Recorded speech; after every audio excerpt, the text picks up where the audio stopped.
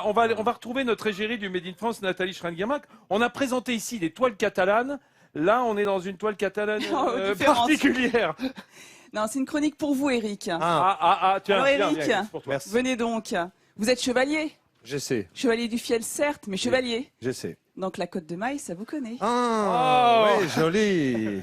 Écoutez, il y a un designer dans la région, Philippe Montels, qui est installé à Agde et qui fabrique des abat-jours, des luminaires avec de la Côte de Maille. C'est une beauté, c'est d'une beauté à couper le souffle. Regardez. Dans son atelier, Philippe conçoit des luminaires en Côte de Maille. Et plus l'objet est imposant, plus le rendu est impressionnant. Mais pour en arriver là, tout commence dans son bureau par un coup de crayon et beaucoup d'imagination. Alors la plupart du temps, je commence les lustres sur un croquis. Ça peut être le coin d'un journal, ça peut être en fonction de là où je me trouve, s'il y a quelque chose qui m'inspire, qui attire mon attention. C'est la matière qui me permet de voir, de me projeter dans un objet ou pas. Une fois le lustre pensé et dessiné, il faut installer tout le système électrique sur la structure de métal. Et ça, c'est la mission d'Anne-Marie. On retrouve Anne-Marie qui est en train de faire l'électricité pour permettre justement au plafonnier de pouvoir partir aux États-Unis avec les normes spécifiques de ce pays. Car Philippe vend ses lustres dans le monde entier. Alors il faut s'adapter aux différentes normes. Et ce n'est pas toujours facile. C'est très minutieux. Il faut énormément de patience. La rencontre entre le créateur et la Côte de Maille s'est faite par hasard à Paris. Philippe est tombé amoureux de cette matière en la voyant dans une boutique de tabliers de boucher.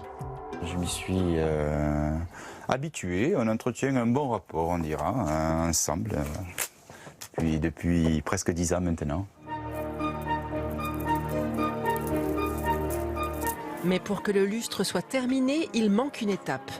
La plus délicate et la plus cruciale. La pose des côtes de maille. C'est là qu'intervient Hélène avec ses doigts de fée. Toutes les bandes sont accrochées les unes à côté des autres. Il faut qu'elles aient à peu près le même intervalle entre chaque. Oui, c'est beaucoup de précision et ne jamais se tromper parce que la moindre erreur se voit et ça n'est pas joli du tout. Un travail artisanal titanesque qui rend chaque lustre unique. C'est ce qui fait aussi la beauté de l'objet, c'est ce côté répétitif, cinétique et régulier. La fabrication d'un tel lustre demande plusieurs jours de travail. Mais à voir le résultat, on se dit que le jeu en vaut la chandelle. Et son audace a fini par payer. Philippe, il travaille avec les plus grands architectes, les plus grands décorateurs d'intérieur, Philippe Stark, Jacques Garcia. Alors, dans le reportage, vous avez vu des lustres version XXL.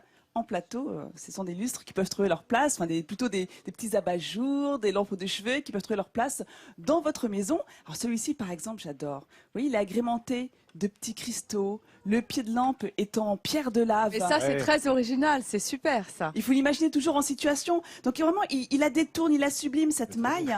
Il va l'utiliser de façon brute ou bien il va la teinter. Et ces vases, quand même, c'est assez original. Ah, c'est des vases. Oui, des petits vases que l'on a corsetés. Depuis tout à l'heure, je me dis, c'est quoi? C'est des vases. Regarde, on dirait des... Mettre des jolies fleurs dedans. Oui, oui. Corsets. Oui, des corsets. Le Voilà. modèle Jeanne d'Arc, elle Voilà. pouvait porter ça Non, sous c'est à façon l'armure. Jean-Paul Non, mais- Gaultier. Oui, Ouais, oui, c'est et on sympa. remercie Coco Chanel de nous avoir libérés de ces corsets. Non mais les Surtout la luminaires, Côte de Maille. Ah oui. ils sont incroyables ces luminaires, mais une fois que tu les as posés, tu les déplaces pas. Il faut être à 4 pour Ah non, le ils lever sont pour très, ton très bateau, lourds. si tu veux. Ah oui, ça, c'est si lourd que ça. Quand tu connais le poids de la Côte de Maille. Eh bien Ah ouais. justement, en parlant de Côte de Maille et de matières premières, Eric, venez avec moi. Mais avec Que grand le chevalier plaisir. vienne avec Ça moi. fait longtemps que j'en rêve. Comme nous tous. On va aller voir Clément.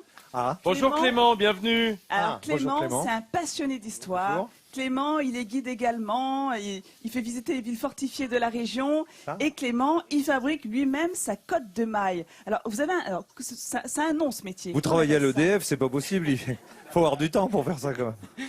Non, non, en fait, c'est une passion. C'est une passion qui, en gros, se fait surtout pour moi le soir, quoi, voilà. Voilà. Et en fait, c'est venu. Alors, le métier, c'est aubergier. Aubergier. Alors, montrez-nous le geste. Aubergier, surtout. c'est le mec qui fait des Alors, côtes pas de maille. aubergiste. Hein. Non, aubergier. D'accord. Alors, montrez-nous comment vous faites le geste, la première étape. Donc là, vous êtes en train d'enrouler le fil. C'est-à-dire que là, à côté de moi, j'ai du fil que je mets ici, autour de la barre. de la manivelle, quoi, voilà. Et qu'est-ce qu'elle en pense, votre femme Si vous saviez. En même temps, quand on cherche un habit en côte de maille, c'est difficile de le trouver au supermarché, non? C'est vrai, Dans des c'est boutiques. dur à Donc trouver. on le fait soi-même. Voilà. Donc une fois qu'on a enroulé notre fil, comment fait-on après pour assembler nos anneaux? Voilà, alors là j'ai enroulé le fil, donc je vais vous montrer maintenant comment on fait les anneaux. C'est-à-dire que là j'ai un reste de bobine que je vais là, couper 2 par 2. Je vois surtout qu'il y a différentes mailles, hein, côte de maille, différentes couleurs, différentes formes. Tout à fait, parce que la maille en fait, tout dépend de l'époque, tout dépend des besoins. Mais c'est comme Tout du dépend. tricot en fait, il y a plusieurs points quoi. On dit tricoter la maille. Ah bah voilà, d'accord. Et donc tout dépend de l'utilité. Mais ça vous est Et- venu comment, cette passion? Grande histoire. Ah oui, parce que... Lors d'une visite du côté de Minerve, donc d'un village fortifié. Oui, des j'en ai Argonnes. déjà porté. Alors, J'ai donc visite guidée. J'ai un petit enfant de 5-6 ans qui m'a demandé une question, comment on fait les côtes de maille. Alors bien sûr, c'était pas le sujet. Ouais. J'ai pas pu répondre. Par contre, j'ai cherché.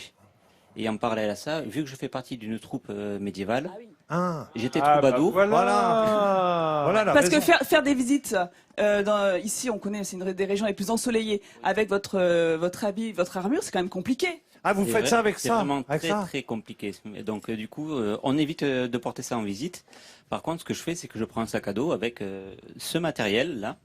Et si vraiment il y a un temps entre guillemets mort, je l'utilise. Un petit coup de En fait, patte de il montre son savoir-faire parce qu'effectivement, c'est très lourd. Hein. Il essaye de toucher un petit peu, de Ah oui, oui, peser oui, un oui, peu oui, la bien côte sûr. de maille. C'est Voilà. très lourd. Donc encore un grand bravo. Je vous laisse continuer de travailler. Et juste pour info, quand même, je voulais le dire, vous êtes en recherche d'un contrat en alternance dans le droit et la gestion de la filière viticole. Donc à bon entendeur, salut.